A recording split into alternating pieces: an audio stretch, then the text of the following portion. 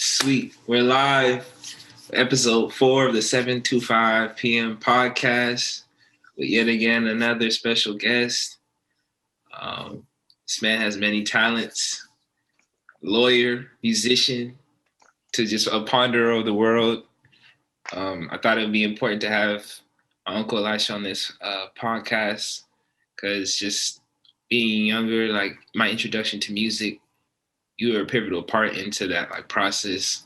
Watching you when I was younger, making music, and even to the point when I first started making music, when you kind of showed me the ropes with the different DAWs, like Reason, how to play guitar, et cetera, et cetera. So, I appreciate you coming on my show today. Sure, it's definitely a pleasure joining you. I'm actually glad you have a podcast. And this is what, episode 4? Oh, yeah, great. We're on episode 4 now. I'm part of that foundation, guess. Yes, sir. That's cool. So how's the new year been treating you so far? So far, it's been good. Actually, contrary to a lot of experiences for most people, 2020 was actually great. Great sweet. Year for me. Yeah, it was actually turned out to be actually a great year. 2021 has opened definitely on a good start, and potentially more opportunities coming down the way too. So I anticipate it to be a great year. How's yours? 2021 has been pretty great. I feel optimistic about, just achieving goals, and I feel like I learned a lot in 2020 to take into 2021. But what made 2020 such a great year for you? Well, I think for a couple of reasons. So 2019 actually, and this is more probably from a business perspective, I'd already kind of migrated into working a lot remotely because I'd kind of moved my practice from being entirely based on immigration law practice and moved that a little bit into more of a corporate privacy tech kind of practice. So much opportunities that are coming my way during that time really kind of just were more remote opportunities. So I pretty much started setting up a remote, facility for me to be able to kind of conduct my business and stuff, work from home and all that kind of stuff. So when 2020 hit with the corona, it wasn't much change for me. In fact, it ended up being actually more opportunities for me because a lot of people were now jumping into a lot of tech-based working. Like a lot of companies just kind of were pretty much setting up new systems for their employees to work from home and all that kind of stuff. And, there are a lot of laws that kind of tie into, all that kind of setups, what level of security you got to have, what information can you exchange, all that kind of stuff. So it ended up actually being quite a very profitable year from that perspective, in that sense that it's just opened many, many, many doors for me. Then from a music perspective, I'd always been complaining time. So Corona hit, I'm always at home. Once I'm done with work, I pretty much was able to reset up much of my musical instruments, like, my piano all set up. And of course, I always have my guitar up on hand. And it was just more of really reconnecting myself with more playing at home, which I hadn't done in a while, other than maybe just play at church and that kind of stuff. So just having best of both worlds clash in that moment was kind of really great for me. So yeah. It's so you basically saw the future. You knew Corona was coming, so you. I wish I could say that. No, I didn't even see it coming. For me, it was more of just kind of cost-effective measure, number one. Then number two, I just realized that I had more. I was really more, because initially, actually, it's almost like I've come full circle, right? So initially, when I started college here in the States, I started as a music major. Right. So I came in as a music major. So I did music for a little bit, couple of semesters. Then I moved into IT. Right. So then after IT, then I didn't really finish the IT part. Then I just kind of changed entirely, moved into law. So now fast forward, 20 plus years. Now it turns around now that, okay, even though I'm practicing law, I end up actually getting some, like, to be certified as an information privacy specialist within that particular law field. So then I'm pretty much start working with a lot of tech companies. So much of the people I work with are really, IT developers, data scientists, that kind of stuff. It's really a lot of data laws, privacy, cross-border transfers, that kind of stuff. So yeah. And So just it's for just kind of, reference, you're based out in Dallas. So does that have a effect on why there's so much of a robust community of tech people out around you? let's see. That definitely, I think, has a minimal effect so far as I can see. Of course, there are definitely a lot of companies that have moved from New York City, from California, moving to Texas. But I've always already been, for the most part, licensed in California. So much of the people that I deal with, or much, the companies that I work for, kind of already are based in California. So it wasn't that much difference for me from that perspective. But yes, to your point, Dallas has just become like a hub. So Austin has really become more of the new Silicon Valley, as far as I understand it. So much of the tech companies are in Austin, but Austin is just like 3 hours from here. So there is that effect that just kind of moved across the region. But one thing that like blows my mind is there's so much to unpack, but like just the fact that you went from being a heavy music guy to going down the line to being in law. Where did you even, what made you decide that? Right. Okay, let's see. Actually, let's see. So from the way I look at it, in fact, and I've kind of stopped back and kind of looked at the people around me, even in law school. It's actually funny enough that much of my lawyer friends, most of them are either artists, meaning like they're pretty good at drawing stuff, or graphic designing, that kind of stuff, or most of them are into music. So it seems like there's some sort of correlation between those two things. So actually, there are a couple of friends I always joke with, like when we retire, we really just kind of be, we have a retirement plan where we're just gonna form a music band and just. But we're all lawyers. But so it almost seems like there is a correlation between the two, which is, from my perspective, and this is my opinion. I'm not saying this is scientifically proven or anything, but I really think it's more of, when you're doing music, or when you have an ability to create music, I think by default you're somebody who's very analytical. Because you must have that talent to be able to distinguish, to say, okay, this is the sound that I have in my head. You analyze it in your head, and you kind of like, okay, so how can I put this into actual sound? Like, how can I play this? How can I arrange this? What sort of effect do I need? How can I get that particular effect? If it's a delay effect, how much should I pay? You have to be that detailed, right? Yeah. And coming into the law kind of practice and law school and all that kind of stuff, much of what you taught is really analytical thinking. So pretty much for the entire 3-4 years in school, mostly it's analytical thinking. So you should be able to think on your feet, being able to look at a situation and think outside of the box how to solve the problem, right? Yeah. So that's why I kind of see a lot of correlation between those two fields, where they really come together. So it's really the same mindset, just being applied in a different way. Now, as to when I actually decided to go into law school, that was 2008 is when I actually decided that I wanted to go into law school. And the reason for me was, for much of my career, I'd kind of built more into the corporate kind of setting, where I ended up working with a lot of legal people, because for much of the time I was really like handling some really or providing advice pretty much from a business acumen perspective that required a lot of legal endorsement before we kind of follow through with a lot of business strategies and stuff. So in just working with that, I kind of saw that as a potential career improvement from what I was already doing. Then also from the other side of things, I've also kind of had a passion just kind of help my fellow immigrants, me being an immigrant, just help fellow immigrants as well. Just because sometimes it's kind of hard to just get a lawyer who understands your situation.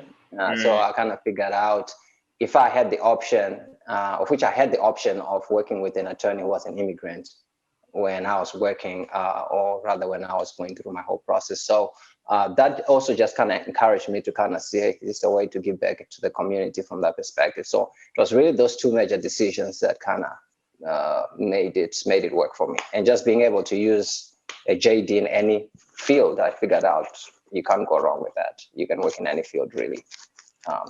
So ultimately, that became the best choice for me. You veered off the path, but into a whole different sector, which is, in a sense, philanthropy, messing up the word, philanthropy in a way. But did your other lawyer friends, did they go into fields that were correlating to their artistic interests, or did they go in other places too? Right. So they're kind of all over the place, but one close friend of mine, the one that just really lives close here, he's actually more into transactional law. That's kind of like a hybrid between business law and more like the IP copyright kind of thing. So he works with a lot of startups. So much of what he does is really working with people who are being innovative or very creative in coming up with new companies. So from that perspective, it feels like it's the best thing for him because he's helping them shape that whole kind of thing. So if you recall, there was like a group email that I sent from that guy who he had asked me to send to my kind of friends. He has a client he's working with who's working on a Bible app. He's developing a mobile Bible app.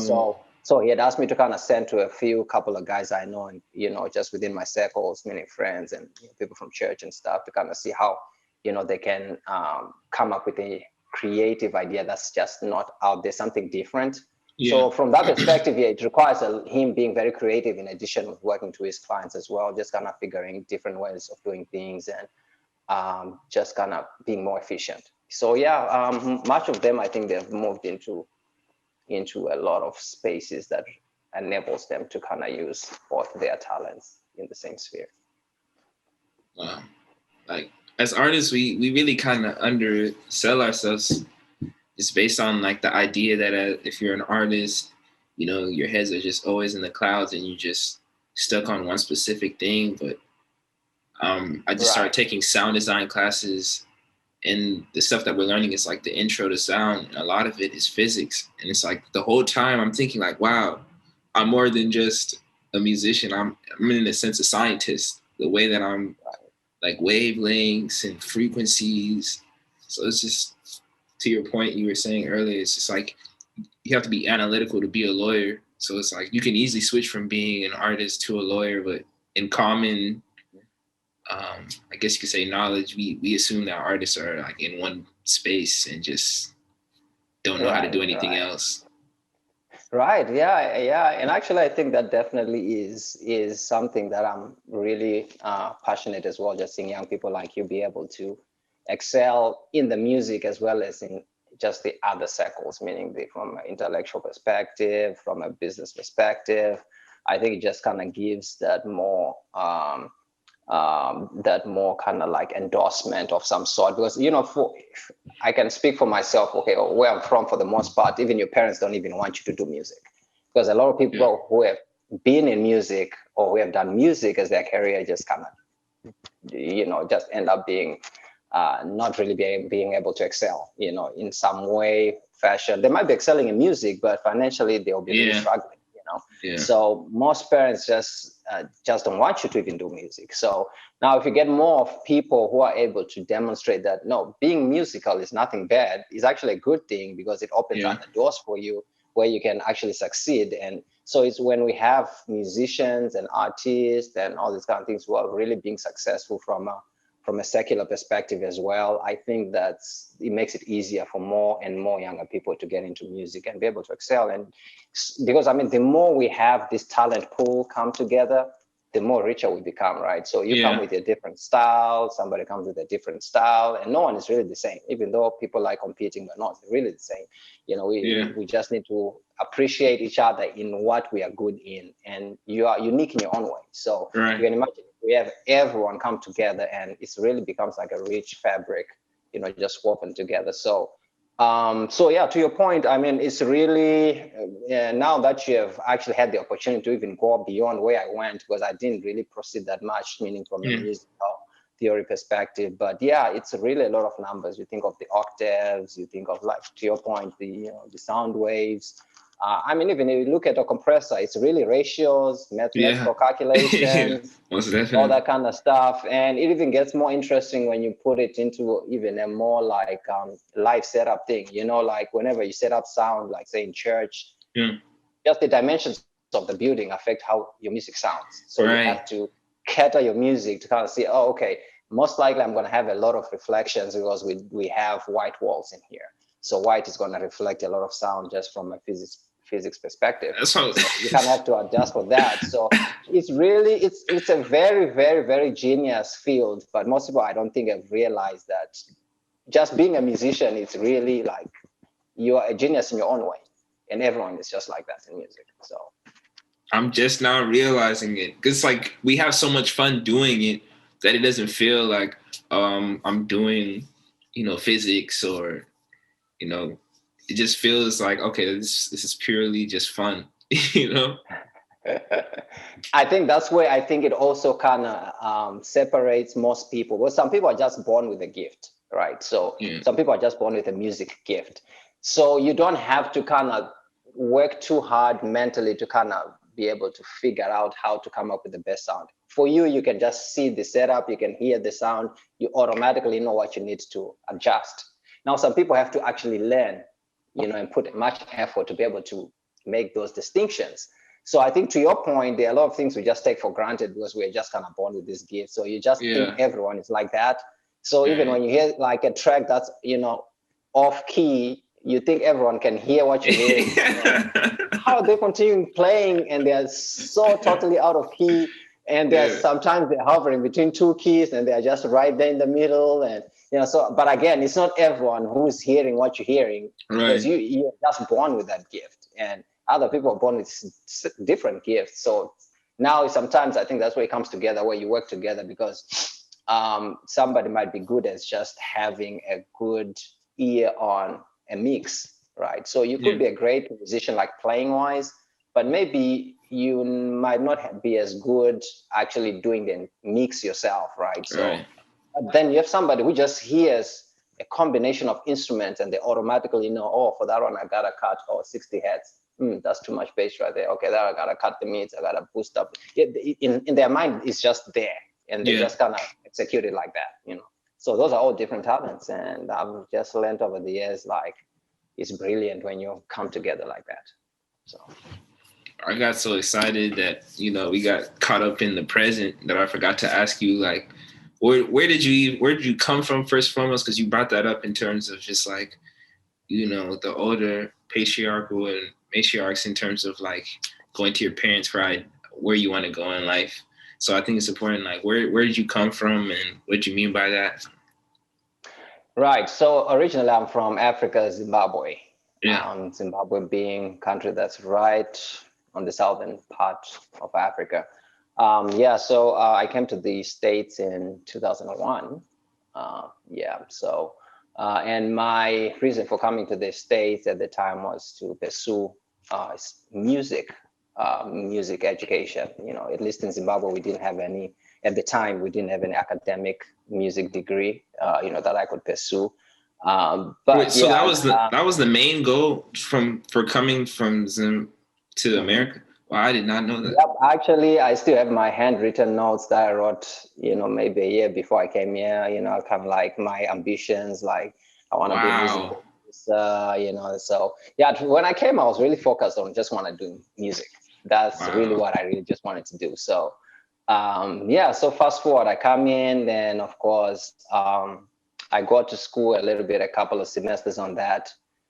Then I kind of realized, okay, music is great, absolutely. I still love it, but you still gotta figure out a way of making a living just besides music, because, just as you can have the best music out there, but until you kind of make it out there to where you're actually making, earning a living out of it, you still gotta have to find ways to make things work. So that's when I'm like, I've always been a technical guy anyway, too, kind of like just by default. So I figured out, well, IT seems like something, I was just fascinated with computers. But before you get into IT though, what was the conversation like with your parents before you came to America for you to even do that? Oh, so well, the conversation wasn't as difficult, right? Because let me backtrack a little bit. So the couple of years before I came, my older brother came first. That was in 2000, right? So, and this is the firstborn in our family. So at the time that he came over, but he was coming to do something entirely different. He was coming for theological training. So yeah, from the time he got here, he was just kind of singing praises of the level of education he's getting, and just how much opportunities they were here, as compared to back home. So at the time when I eventually came, my dad had already passed, so it was only my mom. So pretty much it was my mom. I just told her that I want to further my education like my older brother, and I feel like there's just more opportunity there.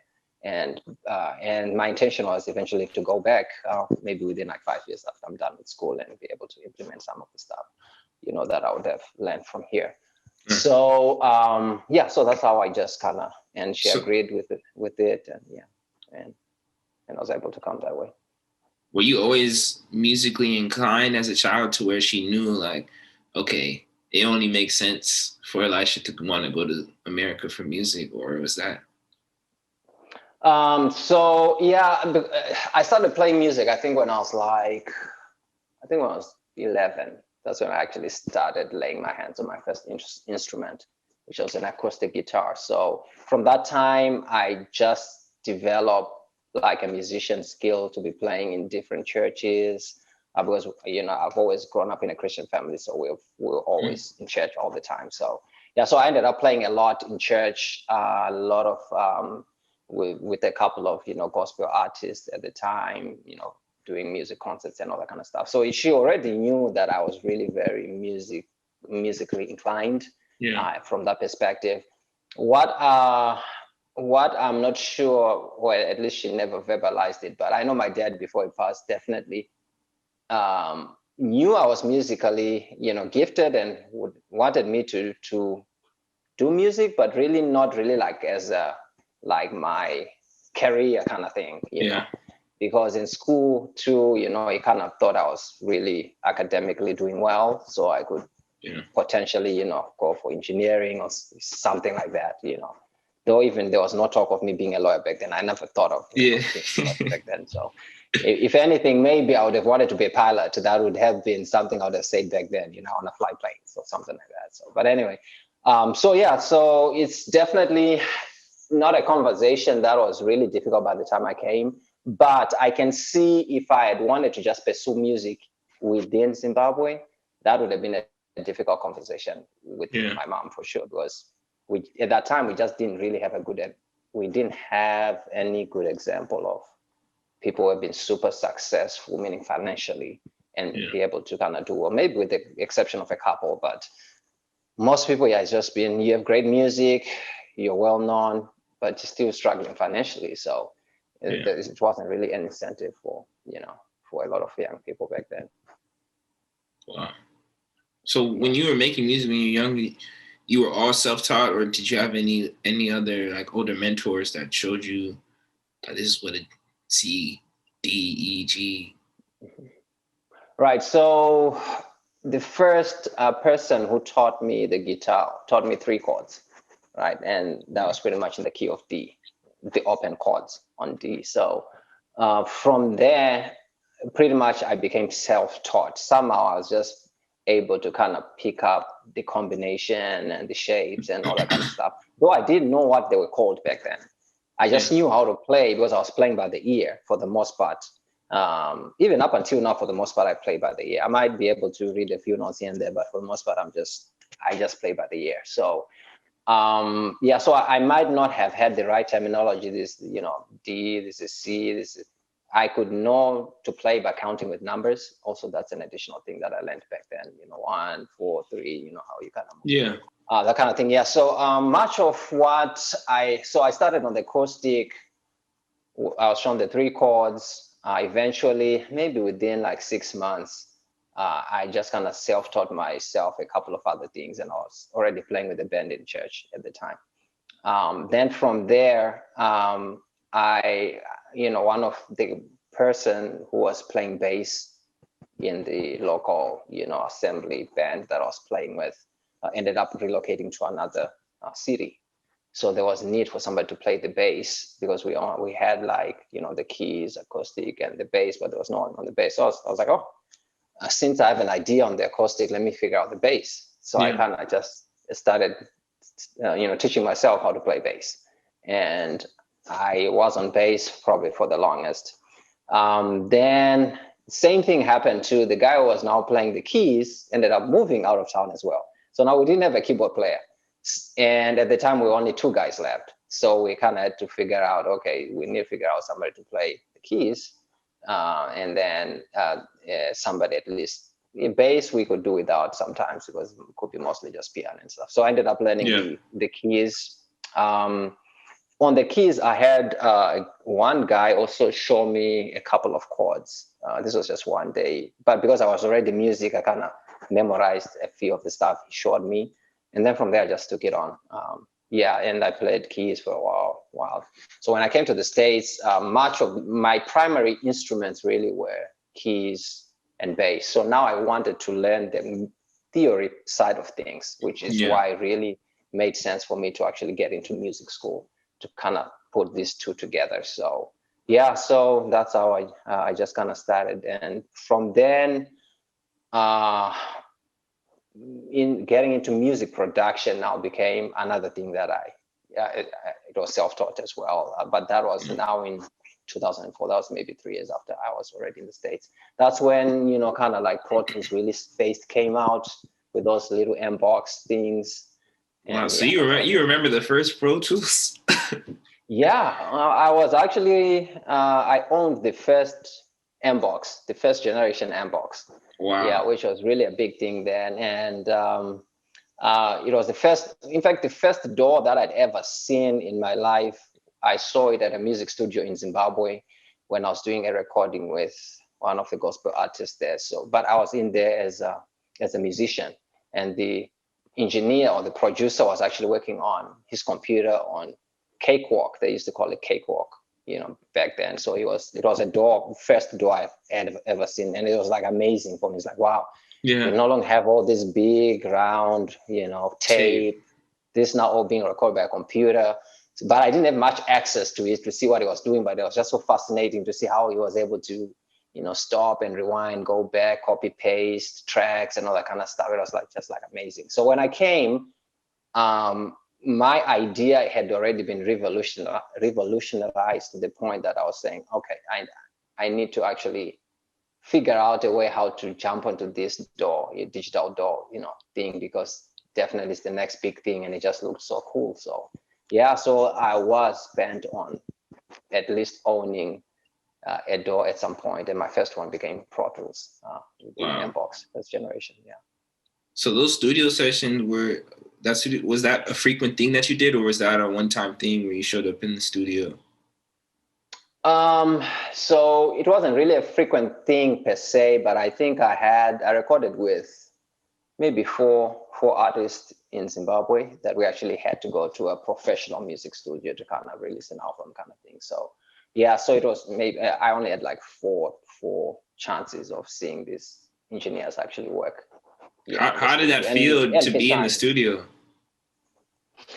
It felt great, man. I felt like, this is what I want to do, really. It's just kind of like reinforced that whole idea. It's like, I got to be doing this at some point. But I didn't have the right connections to be able to even sit and just see what they were doing. Because, for the most part, even if you're playing keys or bass or whatever instrument you're playing in a separate room from where they were, So, there was that whole engineering room where you're kind of communicating through the glass and things. So I didn't really get the opportunity to see much what was happening on the other side. But I think that curiosity is what kind of drove me even further and to want to dig deeper and finding out what exactly are they doing and how are they doing it, So eventually, it ended up being just kind of getting my hands onto one and just jumping into it without even knowing. First of all, it was figuring out even the connection or equipment that you really need. Back because then there was no YouTube.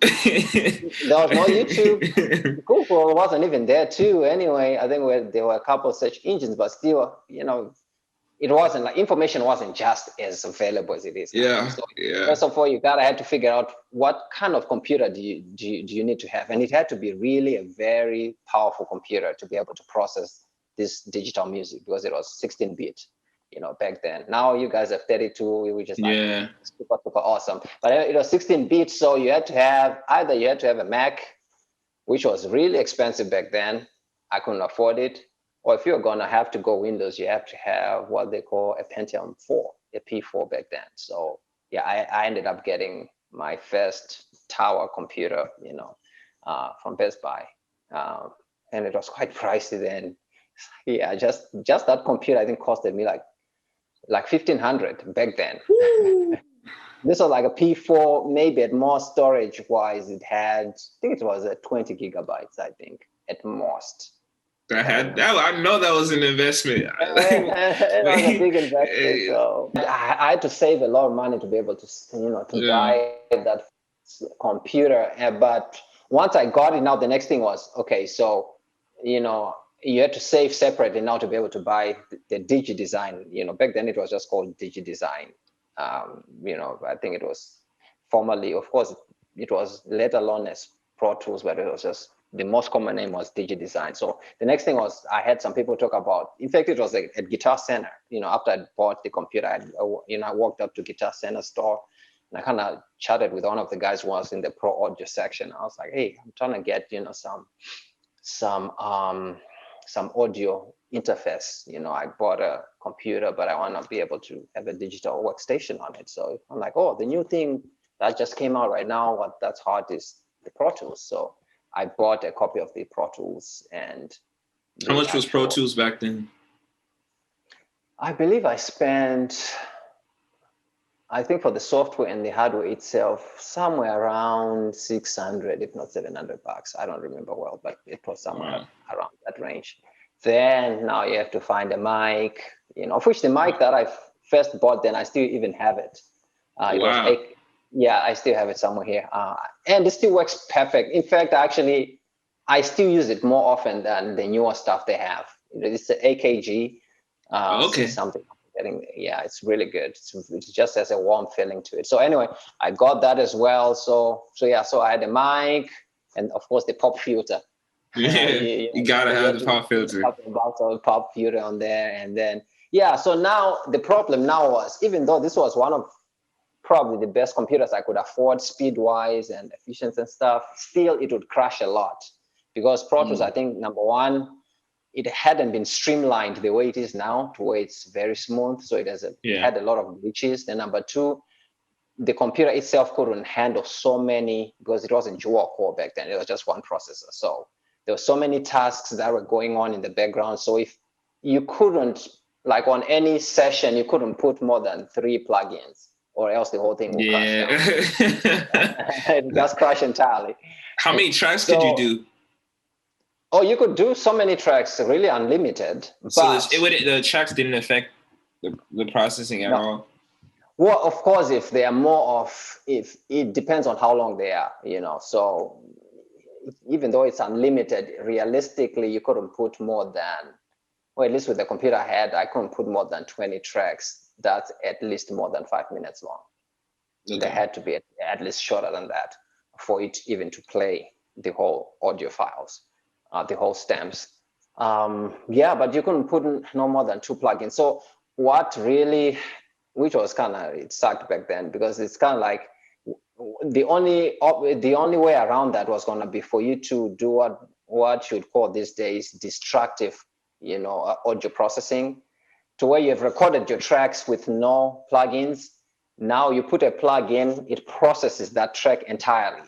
But now that changes that track forever. You can't undo it. Oh man! Right.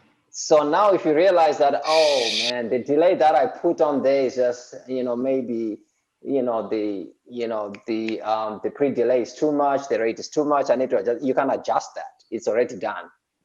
So you had to reserve that. First you kind of had to test it on a few samples and see how it's sounding before you actually put it on the entire track, or else your music is doomed because somebody has come and recorded their stuff and they're gone. So yeah, so it was kind of challenging back then, but yeah, so destructive ended up being an option. The same thing when you are now doing like, mastering your stuff, you could only do it just that way. Unless if you had that super powerful computer where the plugin is still playing in real time, but yeah, that required lots of computer power to be able to do that. It sounds like at that time, when I think about the early 2000s and before, in order to make music, you really, really had to want to make music. It's like now, Right.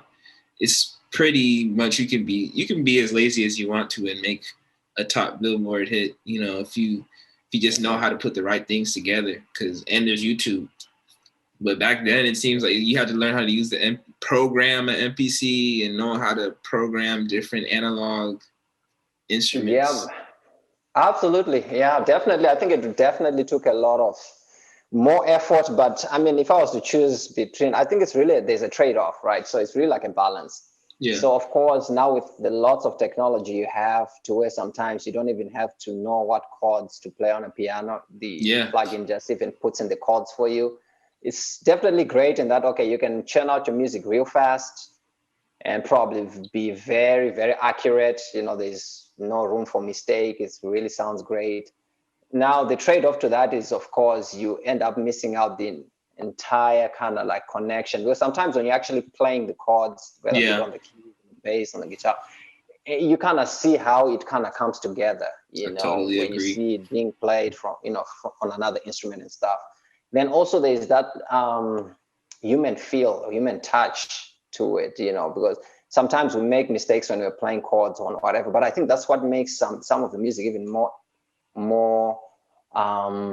organic. It's kind of like there's an organic feel to that. Now you can still accomplish that with technology for sure, but again, it's one of those where you have to consciously go out of your comfort zone to learn these things, or else if you don't do that, you're pretty much you have it just on the table, but you might not know the inner workings behind the scenes. So like for you to be able to know at what point in the chain do you need a limiter? Let's say a limiter, right? You see it in your door, there's a limiter right there, but just because maybe you have not seen an actual physical rack in a studio to where you see how the floor chain, the signal, flows, for the most part, you won't be able to really know exactly where to put it properly, where it needs to be. Of course, unless if you watch some tutorials or stuff. But so all that kind of stuff really makes more sense when you've seen it physically and when you've seen it being used somehow in a physical, setting. Then once you see it from a digital perspective, it becomes like, oh, okay, now I see. Oh, okay, so I can drag this. The limiter probably has to be one of the last devices on my, audio signal chain. That kind of thing. So yeah, so I think you kind of get a trade-off between those two. There are pros and cons on both ends. So the knowledge that you gained from the physical, was this because you had mentioned you didn't make it that far within your music program? Was all this learning just you investing in equipment and learning yourself, or is this being around other people who had equipment? So for me, much of it was learning through having the much of the physical equipment at church or at the churches that I used to play. So I used to see a lot of this stuff, physical stuff. So if it's a mixer, I would, if somebody's behind the desk, I would ask questions, so what's the trim gain about? What's the difference between the gain and the fader and, all that kind of stuff. Yeah. So when you come back to your DAW, it's really the same thing. It's just that it's just in a soft format. That's it. But the way it works, the way it just responds to sound, everything is just modeled exactly for the most part with the physical stuff. So I think me being able to see the physical stuff kind of helped me to make that correlation between the two, to where when I got into the digital workstation, I'll still be able to implement some of the stuff that I would have learned outside of that. But yeah, it wasn't any formal training per se, but just asking questions, friends, forums here and there, and just try and error, Yeah. So you do your music thing, you're performing, you come to America, you start learning about music production. When do you start getting into what the small circle, those of us know was Chemical, if I'm correctly saying the name. Right. I'd even forgotten about that. So when do you start producing for people? Yeah, that was a couple of years. So once I got the Mbox. In fact, let me backtrack. Before I got the Pro Tools, I first got a software. They still have it these days. Still Magix. It's called Magix, Magix, Magic Studio. Magix. Yeah, so it was really like cheaper, but it was one of those where it just comes with kind of preloaded samples where you just take a block and put it here. It worked like more like Fruit Loops back then, but I think they were one of the few first people to implement this. It was a German kind of software, but it was great but it was really kind of like, it didn't allow you to put in any music from outside other than just the mic. Everything else, the drums, the synthesizers, you just kind of. So you couldn't even put your own kits in there? No, not really. Oh, wow. Yeah. So at least with the versions they had back then, but now of course they've caught up with everyone else. But anyway, so once I got the Pro Tools, I was ready to actually even start recording people, maybe in as little as. In fact, I first recorded my brother's album. That was the first project that I worked on because he was a singer as well, so he had a couple of songs that he wanted me to kind of pretty much produce. So I kind of did the entire instruments on it and the actual recording of the instruments and the voices. But for the instruments, it's one of those where you have to record. So if you're playing keys, you have to record your piano all the way from start to finish. You come back again, you record your bass start to finish. You come back again, you program your drums start to finish. And now you combine all those, 10 tracks. Now you add the vocals and all that kind of stuff. So yeah, so that was my first trial and error project, basically. So and I had, within that album, I actually have one track that ended up clipping and I didn't have a way of fixing it. My goodness. But even though it overall came out well for a beginner, I mean, that was my first time even dealing with this.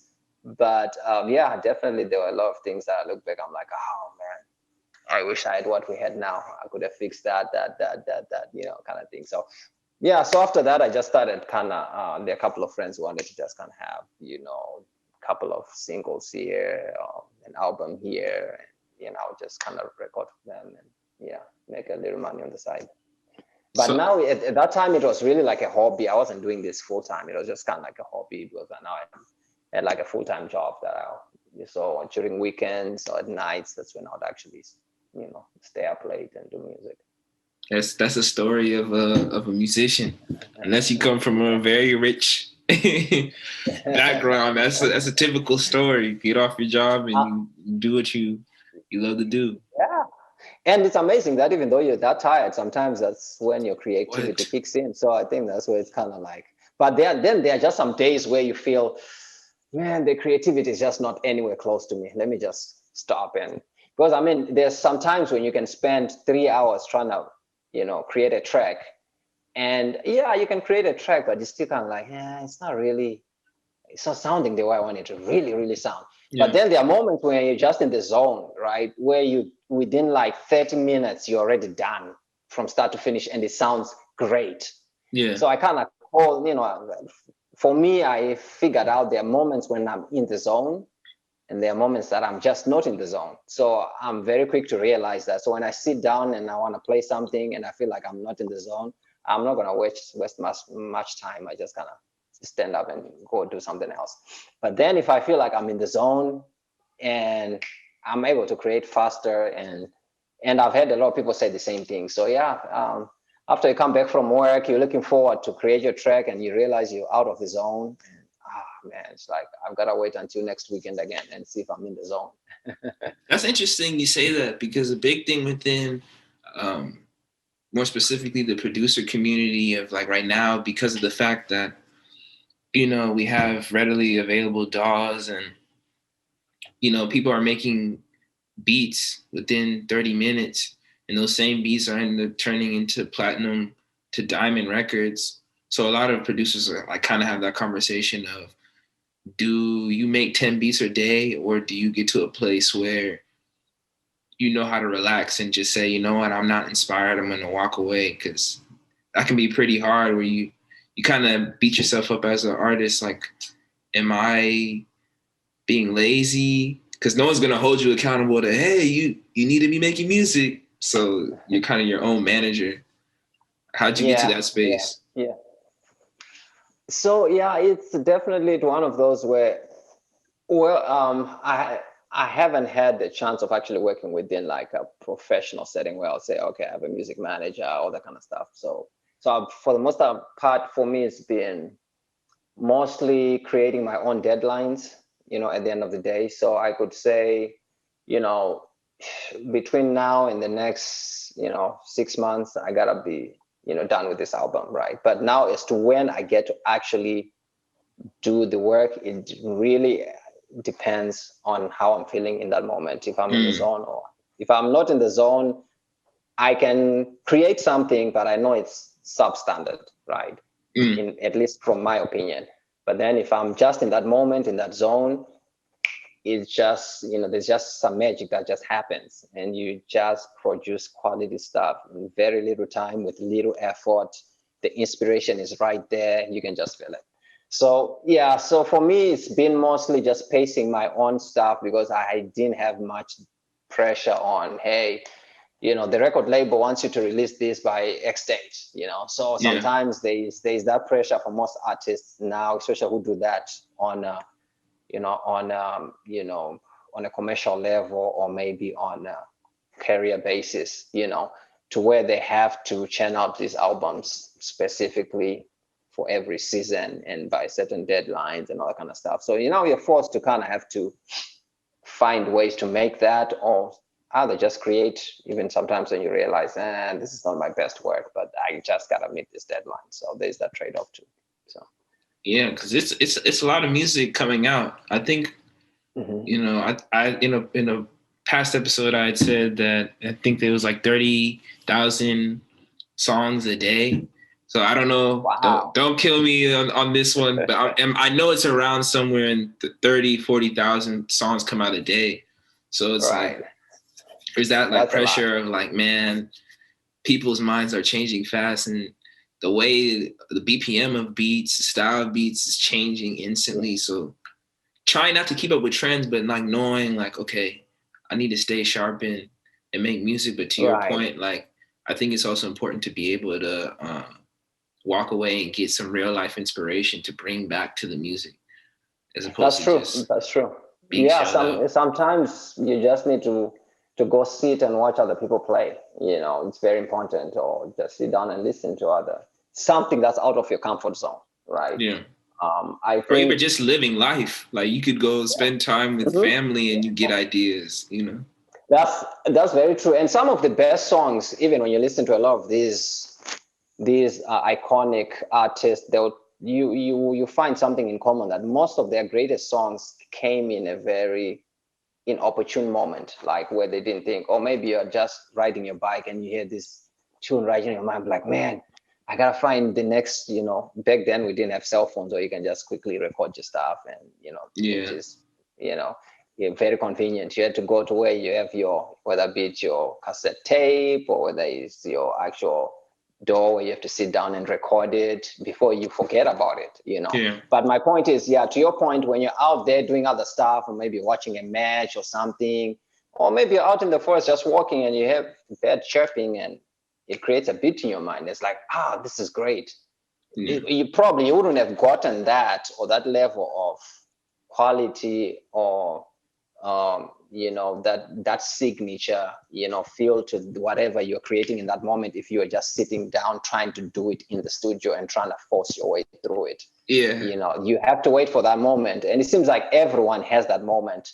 It's just important to realize when you in that moment. And I think it's the same thing even for people who do sports. They kind of say the same thing. They're just moments when, like basketball, I used to listen to Kobe a lot. It's just some days I can shoot, but there are just some days that I have to work extra hard to be able to, to score a lot. Then there are just moments where you're just in the zone. Every time you just throw the ball in the air, it just hits the shot. You just hit shot after shot after shot without even much effort.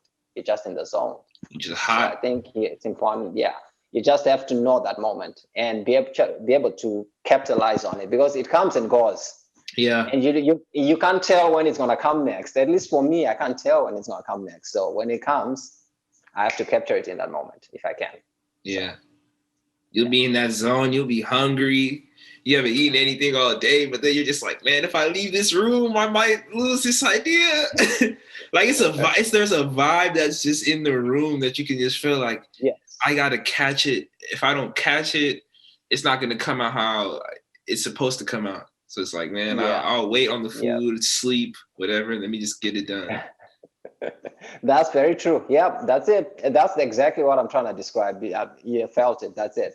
Yeah. So you have to capitalize on that. Just make sure when it comes, go for it all the way. If you're gonna be in there all night, just do it, because you know you're never gonna get it again. Or you still get it, but it comes with something different.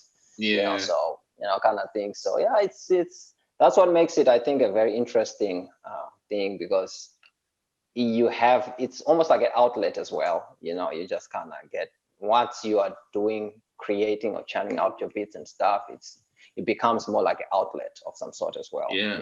That's kind of like, wow, it feels so great. It's relaxing after all is said and done. I hope everybody in life gets the chance to find whatever it is that gives them that feeling, because it's amazing. Yeah. It is amazing. Yeah, I think everyone has their own thing that gets them in that zone. They just, to your point, they just have to find it.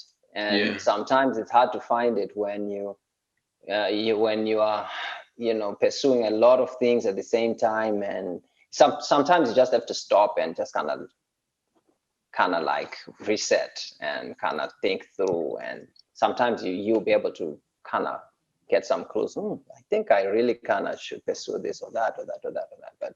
And sometimes you accidentally stumble on it and you realize, this is what I was really made to do. So everyone is different. Yeah.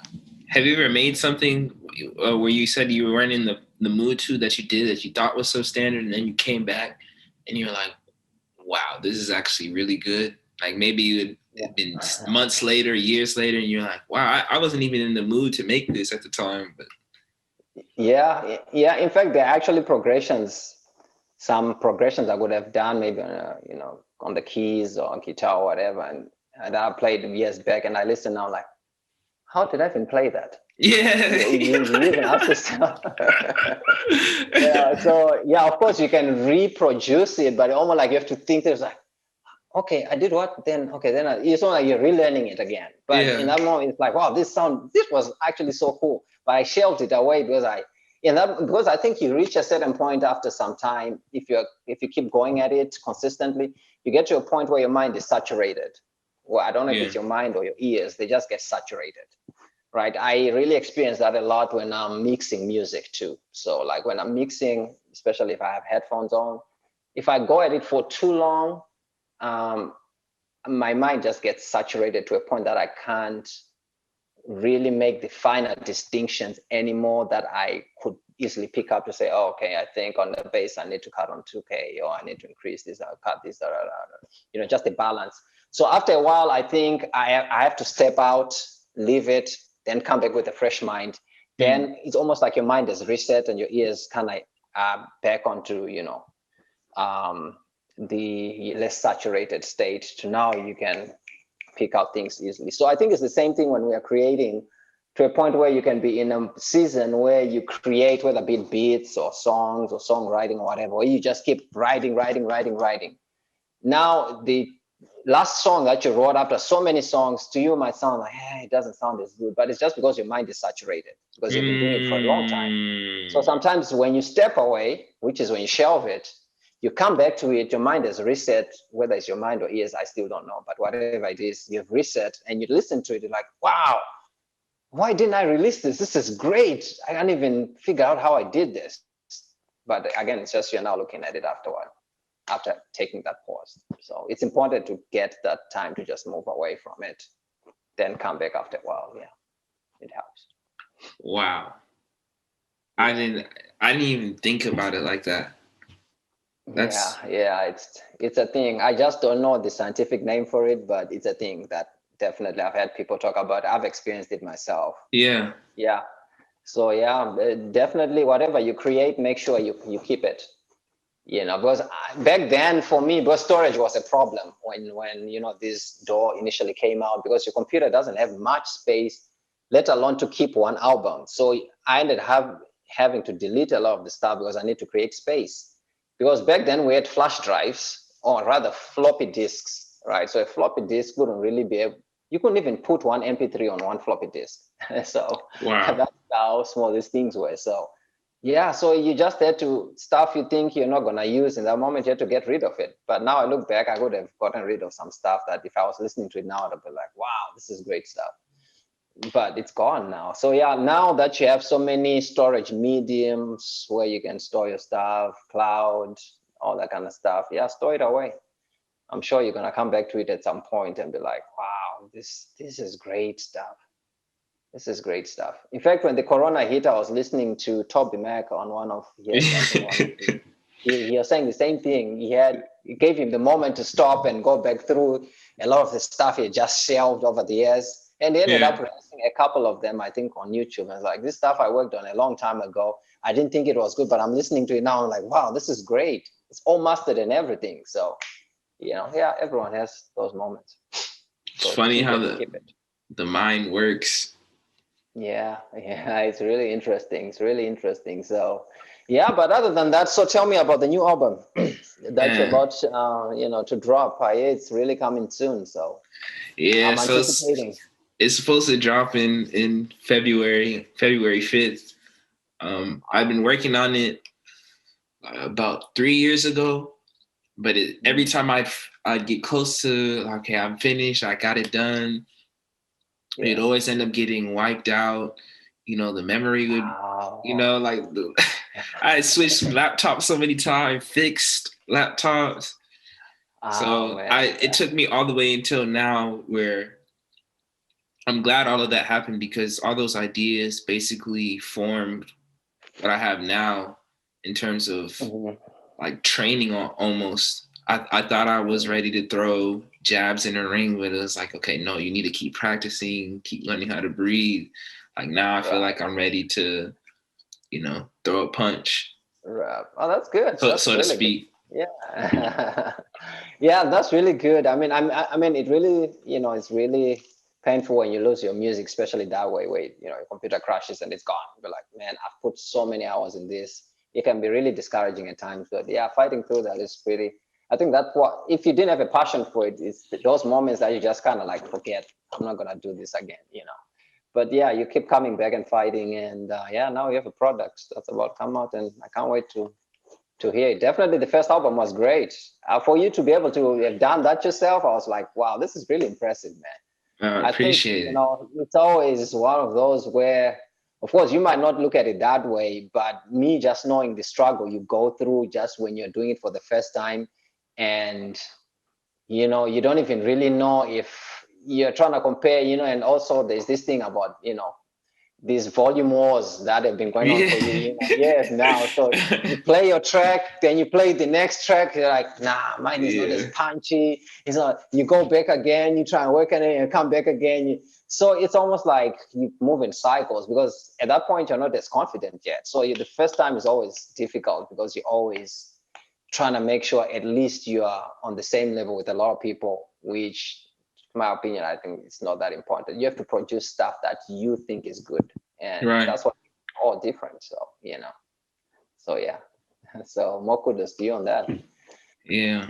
On that note, before we kick out, you're really giving a lot of game and a lot of gems that I hope people can take out of this interview. But what's one last thing you would like to, just share to the youth, all in America, and even to the young woman or young man who's in Zimbabwe who wants to come to America?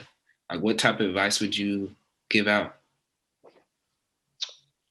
Okay, so yeah, that's a good one. I would say I think the most important thing in really life is striking a balance. I think everything is really about a balance, right? So, and when I talk of a balance, I'm talking about being able to have a balance between your work life and your study life. And I mean, you think of anything, like, just how many hours you put into work, how many hours you go and play, how you have to strike balances on all different things. So the same thing, I think, to young musicians coming up, I would say, first of all, you gotta pursue your passion, yes, but at the same time, again, you gotta strike a balance to where you can find something that definitely puts you in a good spot to be able to live your life financially well and be able to pursue your passion. Because I always say, for the longest we've heard about, pursue your passion, but then there's not so much emphasis on, hey,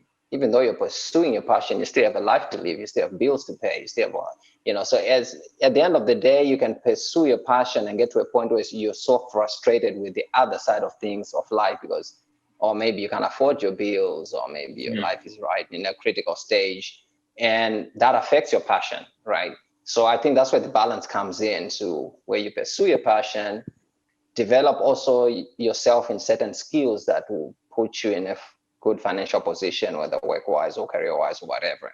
Now you can enjoy, best of both worlds, to where you get to do what you like whenever you want. At the same time, you're living comfortably, right? So that's number one. Then number two, I would say, somebody trying to come to the US, I would say definitely it's great opportunities. I mean, great opportunities.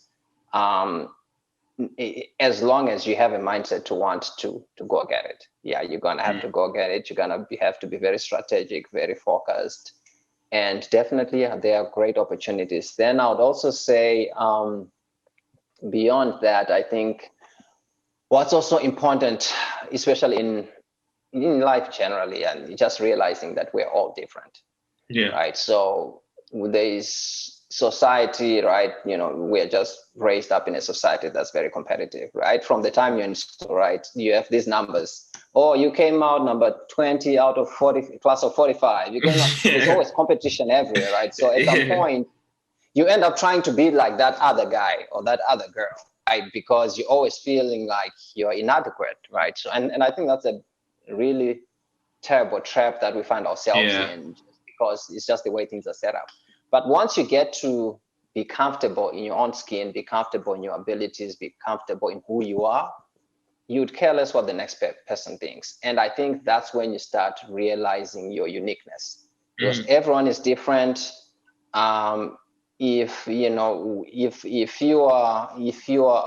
a goat, there's no need for you to try, to be a sheep, right? There's good things that we get from sheep, good things we get from goats, and it's good that they remain in their own lanes, because that's how we get to taste different meats, right? So the same thing, to us, we just have to be comfortable being ourselves and pursuing what we think is our God-given talents or passions or whatever you want to call it. That's what makes you unique. Don't try to be like the next person.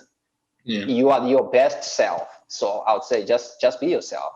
Pursue on polishing yourself to be the best you can be in your lane. So that's what I would say. That's a perfect way to end the episode. Thank you for coming on and just sharing your life and your story. Oh, thank you for having me. Definitely, it's been a pleasure. And I'm looking forward again for that album. I'll be waiting. I'll be one of the first one to buy. Yes, sir. All right, man. Thanks. It's been a pleasure. Take care.